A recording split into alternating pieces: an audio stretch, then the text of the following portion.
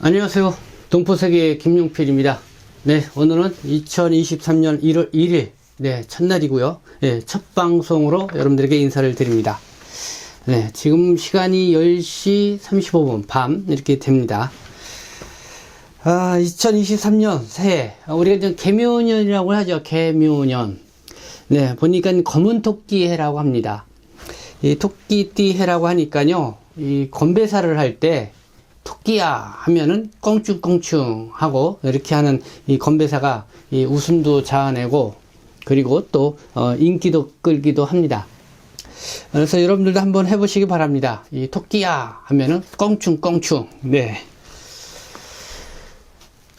새해, 네, 저희 동포세계신문 EKW 방송 동포들과 함께 주로 어떤 일을 좀 중점적으로 이렇게 펼쳐나갈 것인가 함께 좀 생각해보는 그런 시간을 갖고자 합니다. 그래서 한번 지난해 한번 좀 이렇게 둘러보면서요, 또 여러분들의 의견도 듣고, 그래서 새해에는 이런 일을 좀 추진해 나갔으면 좋겠다, 이런 것부터 풀어 나가야 된다, 뭐 이런 또 나름대로 생각하시는 부분들이 있으면은 여러분들이 의견을 또 적극적으로 주시면은 감사하겠습니다. 그렇지만 제가 나름대로 정리해서 본 문제, 그리고 현재 우리가 서 있는 상황이 어떤지 뭐 이거부터 점검해 볼 필요가 있겠죠. 그래서 한번 좀 제가 최근 뉴스 등을 좀 통해서, 그리고 지난해에 어떤 주요 관심을 가졌던 그런 내용들을 좀 보면서 여러분들에게 좀 말씀을 좀 드리고자 합니다. 일단은 뭐 지난해를 한번 좀 둘러보면은 지난해 이민년이었습니다. 2022년. 이 검은 호랑이 해였습니다. 네, 좀 검은 호랑이 해, 어느 때보다도 그래서 참 난세의 해다, 이렇게 전망이 우세를 했던 그런 기억이 납니다. 정말 이 호랑이 때가 되어서 그런지는 모르겠습니다. 지난해 2월 초, 네, 러시아가 기습적으로 우크라이나를 공격을 했습니다. 그로 인해서 뭐 고려인 동포들, 우크라이나에도 이 고려인 동포들이 많이 거주하고 계시는데, 네, 뭐 피난길에 오르기도 하고, 그리고 또 한국에도 뭐 이렇게 많이 오시기도 했습니다.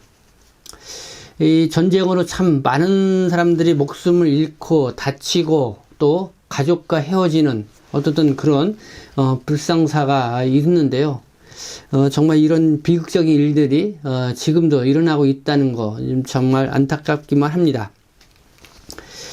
근데 이런 전쟁의 가능성, 네, 좀 우크라이나뿐만 아니라 뭐 몇 군데 이 전쟁 가능성이 있는 그런 지역이 있죠. 그 대표적인 곳으로 이 한반도 이쪽도 꼽고 있습니다. 근데 이 새해 정초 첫날부터 이 북한이 탄도미사일을 발사했다는 뉴스 속보가 오늘 떴습니다. 그래서 또 한번, 물론 계속 이 북한이 여러 번 그 미사일을 발사를 했는데, 어쨌든 새해 이 첫날부터 이렇게 탄도미사일을 발사했다는 거 주목해 보지 않을 수가 없죠. 그래서 이 김정은은 이렇게 얘기를 했습니다. 이 전술 핵무기 다량 생산, 핵탄 보유량 기하급수적으로 늘려야 한다. 2023년 전쟁 동원 준비와 실전 능력 제고 전환의 해가 될 것이다. 이렇게 얘기를 했습니다. 네. 그 전술 핵무기 더 대량으로 더 늘려야 된다. 또 2023년 이 새해는 전쟁 동원 준비와 실전 능력 제고 전환의 해, 이렇게 나왔죠. 물론 여기에는 윤석열 대통령의 어떤 북한에 대한 이런 도발에 대한 강력 경고 발언, 뭐 이런 거를 또 주시해서 이렇게 나온 발언이라도 생각이 듭니다. 어쨌든 이 남과 북 간의 이 강대강, 정말 어디까지 갈지 이렇게 걱정이 되는데요. 어쨌든 이 새해 첫날서부터 이렇게 시작을 하고 있는 이런 모습을 볼 수가 있습니다. 그리고 또 눈에 띄는 기사가요, 2022년 무역 적자 472억 달러로 사상 최대 규모다. 14년 만에 적자이다 라는 뉴스입니다. 이 한국 경제를 이야기합니다. 2022년 지난해죠. 무역 적자가 472억 달러, 이 사상 최대 규모, 이 14년 만에 적재다 그러는데요. 이 규모는 그러니까 IMF 세계 경제 위기죠. 이 IMF 외환위기 직전이 1996년에 이 2배가 넘는 그런 규모라고 합니다. 그만큼 좀 한국 상황이 어렵다 이런 거죠. 특히 한국 같은 경우는 이 수출을 통해서 이 경제 발전을 이루어왔고 이 수출로 먹고 산다 이렇게 얘기를 해도 과언이 아닌데요. 이렇게 무역 적자가 크면 클수록 한국 경제는 어려움이 있을 거다 하는 거죠. 그래서 그런지 윤석열 대통령도 오늘 이 신년사를 발표를 하면서 이 경제, 특히 수출에 이 초점을 둬서 많은 얘기를 했습니다. 그러면서 지금 세계 경제가 복합적으로 위기를 맞고 또 불확실성이 큰 이런 상황이다. 그래서 나라 안팎으로 녹록하지 않은 이런 상황이다. 이런 언급도 했습니다. 그런 가운데 지금 여러분들도 피부로 느끼겠지만은 참 이 물가가 계속 많이 다 오르고 있는 상황입니다. 지하철 요금, 전기 요금, 이 공공 요금도 계속 오르고 있어서 좀 서민들로서는 이 부담이 클 수밖에 없는 그런 상황들인데요. 어쨌든 2023년 올해 이 경제적 어려움이 더 클 것이다라는 그런 분석, 전망이 계속 나오고 있습니다. 그래서 이런 거에 대한 철저한 우리가 좀 대비도 해야 되고요. 어떻게 보면 이 어려움을 잘 극복해 나가는데 어떻게 할 것인지 우리가 또 함께 좀 힘을 모아야 되지 않나 생각합니다. 그래서 이 동포 여러분들도 정말 올해 좀 더 허리띠를 좀 졸라매시고 또 함께 이 경제 위기를 극복해 나가는데 우리가 좀 만반의 준비를 해야 되지 않나 이런 생각이 듭니다. 그래서 저도 이제는 방송을 통해서 이제 이런 부분에 있어서 지속적으로 여러분들에게 관심 갖고 좀 함께 할 수 있는 또 그런 부분들도 한번 이야기해 보도록 하겠습니다. 그리고 또 이 한중 관계에 대해서도 우리가 좀 생각을 해봐야 될 것 같습니다. 최근 국내 언론 큰 화두가 되고 있죠. 비밀 경찰. 동포 여러분들께서도 뉴스를 보시고 내막들을 좀 많이 알 거라 생각하는데요. 이 중국의 비밀 경찰서로 활동하는 이 거점으로 지목된 이 중식당 그 대표 두 차례에 걸쳐서 이 기자회견을 가졌습니다. 그리고 이름 또 얼굴까지 다 공개된 그런 상황이었고, 그래서 아는 분들은 이미 다 알고 계시겠지만은 어쨌든 이 기자회견을 갖는 이런 것을 볼 때 물론 해명 노력을 하긴 했지만은 그래도 왠지 이게 한중 관계를 더 꼬이게 만드는 그런 상황이 되지 않을까 이렇게 우려되는 부분이 있다는 것입니다. 여러분들이 그 해명을 보시고 어떻게 생각을 하는지 또 각자 또 생각하시는 부분들이 있을 것 같은데요. 제 의견을 좀 말씀을 드린다면은 일단은 이 중식당 대표가 기자들에게 이 3만원의 입장료를 내면은 해명을 들을 수가 있다. 이렇게 나왔다는 점. 참 납득하기 좀 어려운 부분이 있습니다. 그리고 또, 어제죠. 31일. 거기 기자들 한 40명이 참여했다고 하는데, 3만원씩 내고, 이렇게 또 기자들이 가서 들은 모양입니다. 어제는 이렇게 또 얘기를 했습니다. 보니까 이러한 의혹을 제기한 근간에는 미국과 이 친미 세력이 있다. 이렇게 또 주장을 하고 나왔습니다. 그래서 이 부분도 좀 너무 나간 주장이 아닌가, 이런 생각이 좀 들었습니다. 이 비밀 경찰 시나리오의 목적은 반중 정서를 유도하고 한국과 중국이 쌓아온 우정을 갈라놓는 것이다. 한국 국민이 허수아비가 되지 않기를 바란다. 또 이런 얘기도 했습니다. 이 중식당이 일반 음식점과 다르게 너무 이 정치적 어떤 그런 이야기를 이렇게 해명을 하면서 하고 나오고 있는 것 같지 않은가. 그래서 더 한국 국민들의 입장에서는 더 의심스러운 그런 눈초리로 이 중식당과 그 대표를 바라보게 되지 않을까 이런 생각이 듭니다. 이 비밀경찰 이런 활동과 이게 중식당이 뭐 거점으로서 이렇게 주목된 거는 터무니없는 얘기다. 전혀 그런 거와는 상관없다. 그리고 그런 활동도 하지 않았다. 그러면은 뭐 그 부분에 대해서 적극적으로 해명을 하면 되는데요. 뭐 미국 친문 세력, 그다음에 뭐 한국 국민을 향해서는 뭐 허섭이해가 되지 않기를 바란다. 뭐 이런 이야기들을 했다는 거는 지금 상황을 더 좀 악화시키는 꼴이 되지 않을까 하는 그런 생각이 들었습니다. 뭐 여러분들은 뭐 어떻게 생각하는지 모르겠지만요. 뭐 여러분들과 제가 앞서 방송으로도 말씀을 드렸지만은 뭐 한국인의 82.1%가 중국에 이 부정적이다라고 하는 미국에 있는 어느 여론조사 기관이 최근에 발표를 한 바가 있습니다.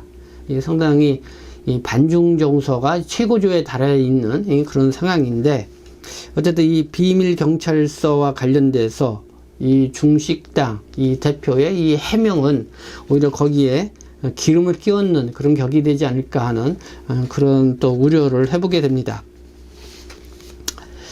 네, 어쨌든 그렇고요. 또 이 코로나 상황과 관련돼서도 또 우리가 좀 봐야 될 것 같습니다.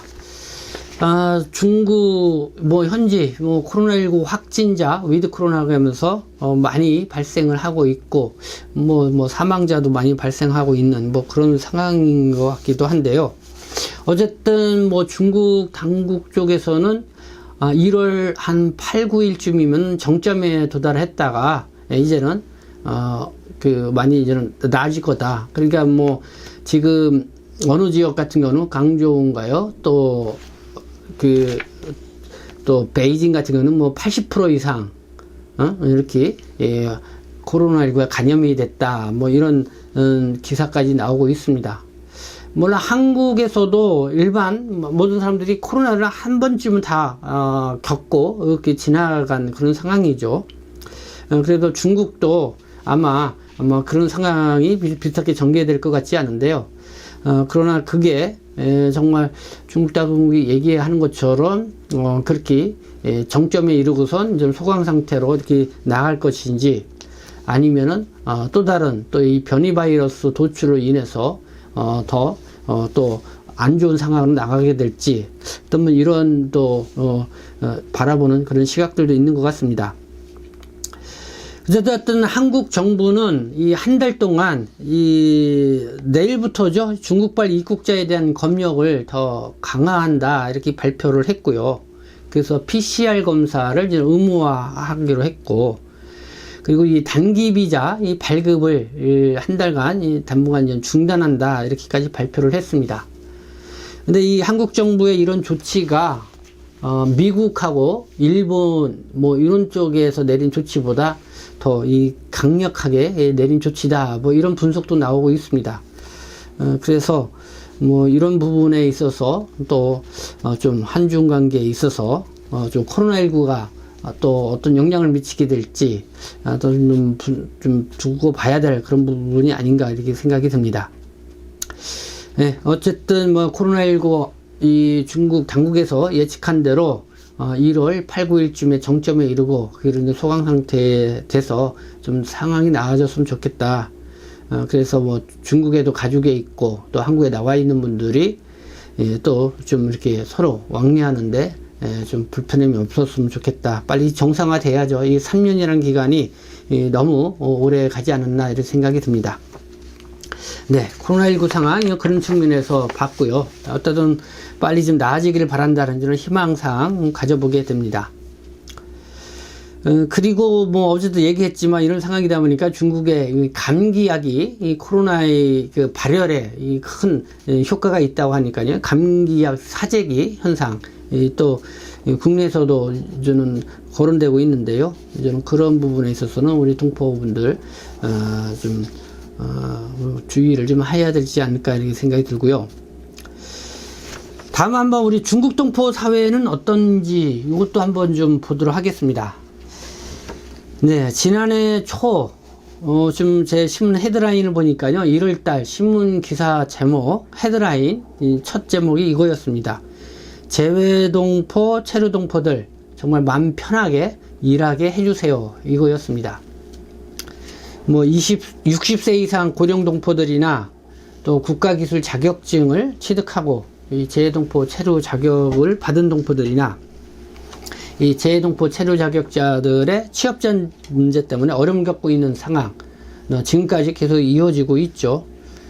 그렇기 때문에 이 재외동포, 체류동포들의 이 취업 제한 문제를 어떻게 좀 풀어나가야 할 것인지 좀 더 우리가 좀 목소리도 내야 될 것 같고요. 거기에 대해서 우리 동포들도 계속해서 좀 함께 해야 되지 않을까 이런 생각이 듭니다.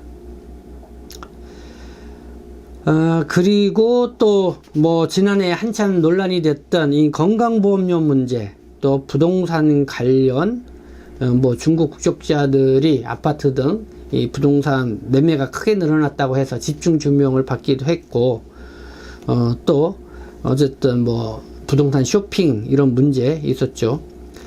그리고 또 영주권자의 이 지방선거 이 참정권 문제, 이런 문제에 대해서 제가 이렇게 좀 방송을 하게 되면은 동포 여러분들이 생각보다는 많은 관심을 별로 안 보이는 걸 알 수가 있었습니다.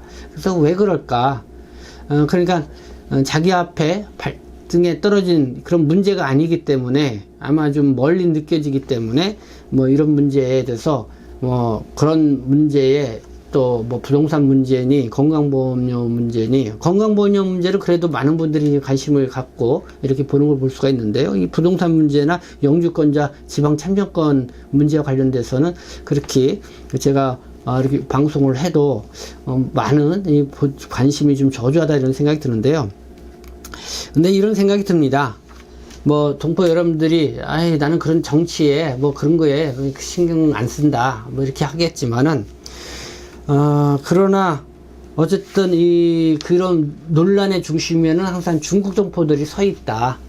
그렇기 때문에 동포분들이 스스로 이 권익을 찾아가는데 좀 함께 노력을 해야 된다. 그런 문제에서 너무 무관심할 것이 아니라 좀 이런 부분들에 있어서 우리 중국 동포들이 스스로 좀 함께 목소리 내고, 뭔가 이제 잘못 알려지고 왜곡되어서 알려지고 있는 부분, 그런 부분에 있어서는 이렇다고 하면서 이렇게 좀 목소리 좀 낼 필요가 있다 이렇게 생각이 듭니다.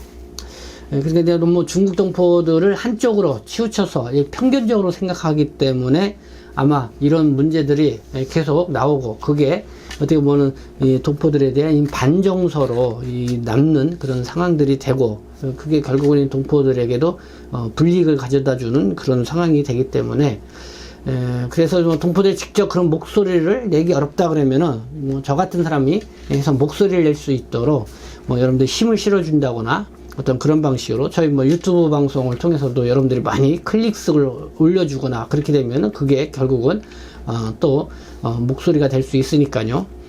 그래서 좀 그런 부분들이 필요하다 이런 생각이 듭니다. 네, 지난해에는 또 한중수교 30주년이었습니다. 상당히 뜻깊은 해였습니다. 그래서 이 한중 관계가 좀 더 미래지향적으로 나아가야 된다.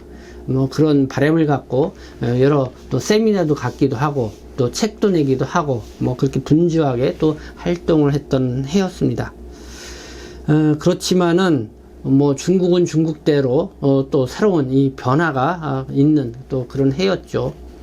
일단은 시진핑 주석의 이 산연임 이렇게 또 됐고, 그리고 가장 또 관심을 끌었던 게 중국 정부가 이 소수민족 자치주에서 이 소수민족 언어 우선 표기에서 중국어 우선 표기로 전환을 한다. 이런 내용이었습니다.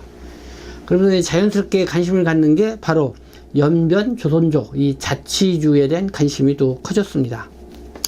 네. 그래도 연변 조선족 자치주 하면은 위에 가면은 한국 사람들이 가면은 마치 한국에 온 듯한, 그래서 이 동포들에 대해서 다시 한번 생각하는 어떤 그런 이미지 효과가 상당히 있었는데, 이렇게 이제 정책이 바뀌게 되면은 그런 이미지 효과도 연변에 가더라도 별로 느끼지 못하는 그런 상황이 올 수가 있다는 거죠. 그러면서 이 조선족 학교에서의 민족문화 교육, 뭐 한글 교육, 뭐 이런 것도 많이 좀 위기를 맞고 있는 그런 상황, 이렇게 될 수가 있다. 그래서 2022년 상황과 그리고 최근에 뉴스 이렇게 둘러봤을 때에 정말 올해는 무슨 일을 어떻게 우리가 펼쳐나갈 것인가, 뭐 여러 가지 참 골치 아픈 일도 있는 것 같기도 하고요. 그래도 이런 것들을 잘 추스려서 하나하나 풀어가는 이 새해가 됐으면 좋겠다. 이 토끼야 하면은 껑충껑충 뭐 이렇게 하자고 했는데요. 이 토끼는 그래도 온순하면서도 또 지혜로운 동물이라고 합니다. 이 장애물이 있으면은 가볍게 껑충껑충 또 뛰어넘는 그런 또 뭐랄까요, 이 동물이라고 하죠. 그래서 이 새해 정말 우리가 조금만 생각을 바꾸면은 얼마든지 극복해 나갈 수 있는 그런 장애물들도 많다, 그렇게 생각합니다. 그래서 우리가 이 새해에는 좀 함께 더 저희 또 유튜브 또 김용필 동포세계 방송과 함께 그런 분들 지혜롭게 또 이렇게 함께 극복해 나가는 하나가 됐으면 좋겠다는 생각으로 오늘 방송을 하고요. 또 저는 다음 2부에 이어서는 2023년 새해 저희 동포세계 신문 EKW 방송이 좀 구체적으로 어떤 일을 펼치고자 하는지 그 내용에 대해서도 계속해서 여러분들에게 말씀을 드리도록 하겠습니다. 네, 뭐 여러분들 좋은 또 의견도 있으면은 계속 댓글로 말씀을 해주시거나 저희 카카오톡 또 이메일로 여러분들 의견을 주시면 감사하겠습니다. 네, 지금까지 함께 해주셔서 감사합니다. 저는 동포세계 신문 대표 편집장 김용필이었습니다.